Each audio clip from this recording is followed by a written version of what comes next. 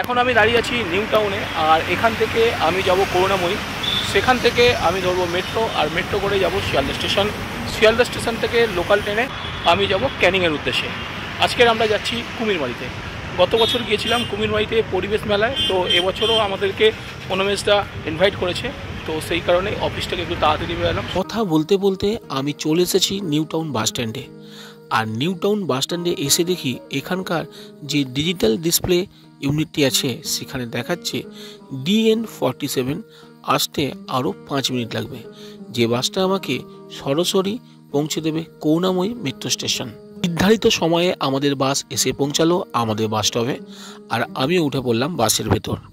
বাসে করে করুণাময়ী যেতে ভাড়া লাগছে প্রায় 15 টাকা মতন, কম বেশি সময় লাগবে প্রায় 30 মিনিট। মিনিট 30-এর মধ্যে আমি পৌঁছে গেলাম করুণাময়ী বাস স্টপে, আর সেখান থেকে পায়ে হেঁটে করুণাময়ী মেট্রো স্টেশনের দিকে এগানো। ঝাঁ চকচকে স্টেশনের মধ্যে প্রবেশ করলাম চলমান সিঁড়ি দিয়ে। এরকম ভেবেছিলাম সেরকম হয়েছে, এখানেও প্রায় 20 মিনিট আমাকে বসে থাকতে হবে, কারণ শিয়ালদা যাওয়া। পরবর্তী ট্রেন 1টা 23 মিনিটে।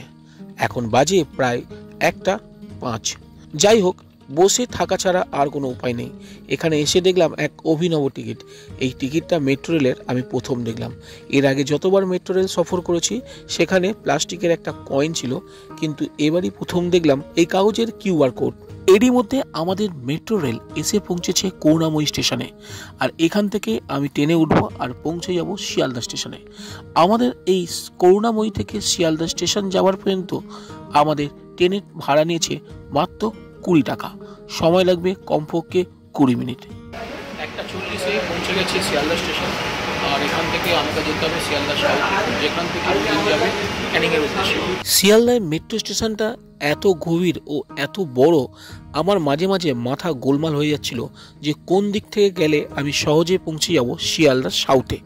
যাই হোক, অবশেষে আমি শিয়ালদার সেই কোলে মার্কেটের সামনের দিকে যে গেটটা আছে সেখানেই পৌঁছলাম, আর সেখান থেকেই আমায় কিন্তু পায়ে হেঁটে পৌঁছাতে হবে শিয়ালদার সাউথের উদ্দেশ্যে। এখান থেকে শিয়ালদার সাউথে যাওয়ার জন্য আমার হাতে সময় আছে 17 মিনিট। তাই তাড়াহুড়ো না করে নির্ধারিত সময়ের মধ্যে পৌঁছে গেলাম প্ল্যাটফর্মে। আমাদের ট্রেন এখন দাঁড়িয়ে আছে 16 নম্বর প্ল্যাটফর্ম, আর আমাদের ট্রেন ছাড়বে 2:02 নাগাদ। ট্রেন ভাড়া শিয়ালদা থেকে ক্যানিংয়ের উদ্দেশ্যে লেগেছে মাত্র 15 টাকা মাথা পিছু। ট্রেন নির্ধারিত সময় ছেড়ে দিয়েছিল শিয়ালদা থেকে ক্যানিংয়ের উদ্দেশ্যে। ট্রেনে কিন্তু আজকের ভিড়টা একটু বেশি আছে, তার কারণ হচ্ছে আগামীকাল রবিবার এবং সোমবার হোলি। যারা কলকাতায় কাজ করে এবং শনিবার হাফ ছুটি, তারা এই ট্রেনের মধ্যেই সমস্ত লোক উঠেছে বলে মনে হচ্ছে। যাই হোক, আমাদের ট্রেন গ্রাম্য রাস্তা থেকে কখন যে কথা বলতে বলতে আমাদের ট্রেন পৌঁছে গেল ক্যানিংয়ে সেটা বুঝতে পারিনি। ক্যানিংয়ে আসার পর আমরা নেমে এগিয়ে চললাম বাস স্ট্যান্ডের উদ্দেশ্যে। ক্যানিংয়ের প্ল্যাটফর্ম থেকে বেরিয়ে আমরা এখন সোজা এগোতে লাগলাম বাস স্ট্যান্ডের উদ্দেশ্যে।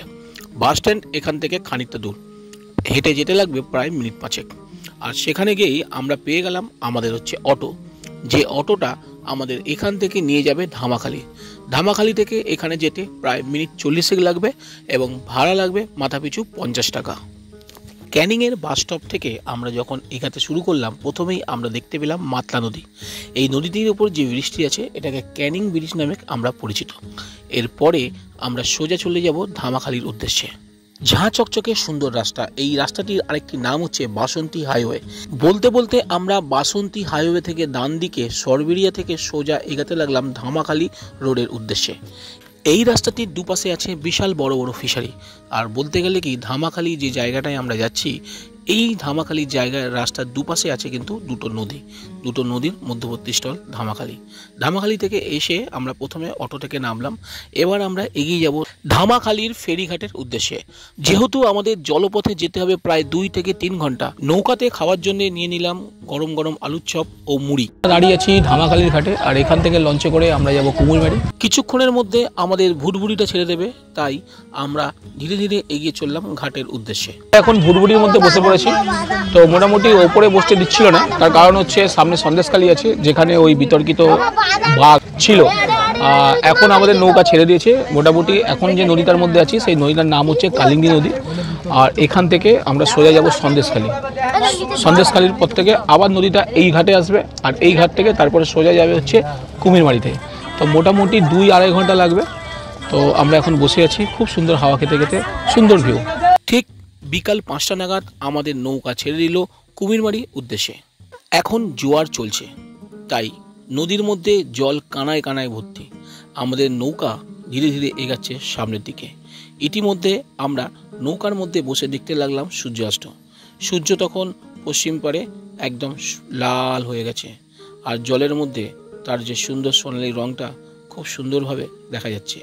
নদীর ঢেউ দেখেছেন পাগল করার মতন। মাঝে মাঝে আমার মনে হয়েছিল আমরা বোধহয় এবার ডুবে যাব। যাই হোক, এইসব ঢেউয়ের পরক্কা না করে ওপরে কিছু কচিকাচারা বসে আছে। তারা মনের আনন্দে গান শুনছে, তারা নিজেদের মোবাইল নিয়ে দেখছে। করতে করতে কখন যে সন্ধে হয়ে গেল বুঝতে পারলাম না। এখন চাঁদের আলো ছাড়া আর কিছু নয়। চাঁদের আলো যখন নদীতে পড়েছে, সুন্দর একটা চিকিমিকি ভাব এসছে। নৌকার ভেতর দেখি আমাদের মাঝে কিন্তু নৌকার ভেতরের অতিরিক্ত জল ফেলতে শুরু করেছে। এরই মধ্যে কখন যে প্রায় 3 ঘন্টা কেটে গেল বুঝতে পারলাম না। প্রায় 8টা নাগাদ আমরা এসে পৌঁছালাম কুমিরমারি হাই স্কুল ফেরিঘাটের। এবার আমরা বাজার থেকে ধীরে ধীরে এগিয়ে চললাম টোটো স্ট্যান্ডের উদ্দেশ্যে, যেখান থেকে আমরা টোটো করে আমরা পৌঁছে যাব আমাদের পরবর্তী গন্তব্যস্থলের উদ্দেশ্যে। যাই হোক, টোটো থেকে আমাদের লেগেছিল প্রায় মিনিট 15। এরই মধ্যে আমরা পৌঁছে গেছি আমাদের পরবর্তী গন্তব্যস্থল, যেখান থেকে আমরা নদীর পাড় থেকে আমরা এবার এগিয়ে যাব পনমেশদার সেই এনজিওতে। বলতে বলতে নদীর পাড় ধরে আমরা এসে পড়েছি সুন্দরবন গ্রিন এনভায়রনমেন্ট অ্যাসোসিয়েশনে। আর এখানে এসেই দেখলাম মাঠে কিন্তু পরিবেশ মেলা শুরু হয়ে গেছে, বিভিন্ন দোকান বসেছে। ভেতরে গিয়ে আমি তপন মণ্ডল মহাশয়কে জিজ্ঞেস করলাম কুমিরমারির নামের সার্থকতা। কুমিরমারির কুমিরের আধিক্যের জন্য কুমিরমারির নামকরণের সার্থকতা। এখানে প্রচুর কুমির পাওয়া যেত এবং কুমিরের আদি বাসস্থান ছিল, এই জন্য এই কুমিরমারির নামটা বিশেষ সার্থকতা বজায় রাখে। পরিবেশ ও সমাজসেবক কলকাতার যাদবপুর হেরিটেজ কলেজ এদের সহযোগিতায় এখানে গড়ে উঠেছে পরিবেশ মেলা। পরিবেশ মেলায় এসে দেখলাম এখানে এক ভদ্রলোক, তিনি কতগুলো বিদেশি নিয়ে বোঝাচ্ছে যে এখানকার কত রকমের ধান উৎপন্ন হতে পারত এই সুন্দরবন অঞ্চলে। যাই হোক, তার সাথে আছে এখানে বিভিন্ন প্রকারের মুদ্রা। সুদূর সুন্দরবনে এসে হঠাৎ দুটো ফার্সি মহিলাকে দেখে আমি তো অবাক। এরকম একটা গ্রামে ফার্সি মহিলা, তাহলে বুঝতেই পারছেন মেলাটার গুরুত্বপূর্ণ কত। যাই হোক, তাদেরকে বোঝানোর সাথে সাথে তিনি দেখাচ্ছেন একটা অক্টোপাস, যেটা নাকি এখানকার নদীতে পাওয়া যেত। ওরা দেখে কিন্তু হতবাক হয়ে গেল। আর ওদের এই বার্তাগুলো কনভার্সন করার জন্য যাদবপুরের এই ভদ্রমহিলাটা ওদের সঙ্গে ছিল সারাক্ষণ। বিভিন্ন জীব এবং বিভিন্ন মুদ্রা এছাড়াও কিছু সায়েন্সের জিনিসপত্র নিয়ে এখানে কিন্তু একটা গঠিত হয়েছিল এক্সিবিশন, যেটা সবাই দেখছিল। যাই হোক, কিছুক্ষণের মধ্যে শুরু হয়ে গেল সৌরজগতের নিয়ে কথাবার্তা। একটা বড় প্রজেক্টর আর বিশাল বড় স্ক্রিন নিয়ে শুরু হয়ে গেল গ্রামবাসীদেরকে বোঝাচ্ছিল সৌরজগতের বিভিন্ন বায়ুমণ্ডল, তারামণ্ডল ও সৌরজগতের কথা। এই জিনিসটি সম্পূর্ণ তৈরি করে নিয়ে এসছে যাদবপুরের এক ডক্টর। যাই হোক, আমরাও দেখতে শুরু করলাম। কিছুক্ষণের মধ্যেই শুরু হয়ে গেল এখানকার নৃত্য অনুষ্ঠান। সত্যি কথা বলতে কি, গ্রামের এই ছোট ছোট বাচ্চা মেয়েরা প্রায় 2 দিন চেষ্টা করে এত সুন্দর একটা প্রোগ্রাম নামাতে পেরেছে, তা এখানে না এসে দেখে বোঝার উপায় নেই। মিনিট 30 এই নৃত্য অনুষ্ঠান চলার পর এর পরবর্তী অনুষ্ঠান ছিল নাটক। নাটকটির নাম ঈশ্বরের ট্যাক্সাল। আর এই নাটকটি পেছনে যাদের হাত আছে তারা হচ্ছে যাদবপুর থেকে আগত ছেলেমেয়েরা, যারা দীর্ঘ 2 দিন ব্যাপী অখিল পরিশ্রম করে নাটকটিকে খুব সুন্দরভাবে ফুটিয়ে তুলেছে। নাটক শেষ হওয়ার পর এবার হলো পুরস্কার বিতরণের পালা। লাস্ট 2 দিন ধরে এখানকার যে বাচ্চাগুলো বিভিন্ন প্রতিযোগিতায় তারা বিভিন্ন স্থান গ্রহণ করেছে, তাদেরকেই পুরস্কৃত করার এখন পালা। কিছুক্ষণ পর দেখলাম পূর্ণমেশদা আমার নামটা ডাকতে শুরু করলো। আমি নাকি বাচ্চাদেরকে পুরস্কার বিতরণ করব, শুনে খুব আনন্দ পেলাম। সোজা চলে গেলাম স্টেজের উপর। প্রসেনজিৎদাকে অনুরোধ করব প্রথম স্থানাধিকারী যে হয়েছে পায়েল পরমান্নকে মেডেল দিয়ে পুরস্কৃত করার জন্য। এরপরে সাগনিক দ্বিতীয় হয়েছে।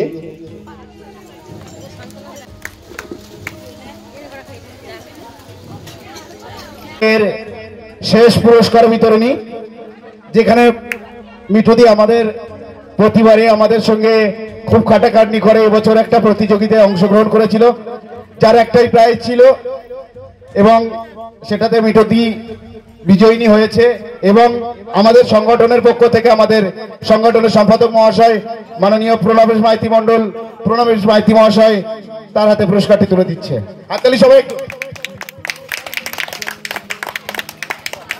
সারাদিন কলকাতা থেকে জার্নি করে কুমিরমারি পৌঁছানো, আর কুমিরমারিতে পৌঁছে এখানকার বিশাল একটা অনুষ্ঠানে পার্টিসিপেট করা, এটা আমার কাছে খুব গর্বিত মনে হচ্ছে।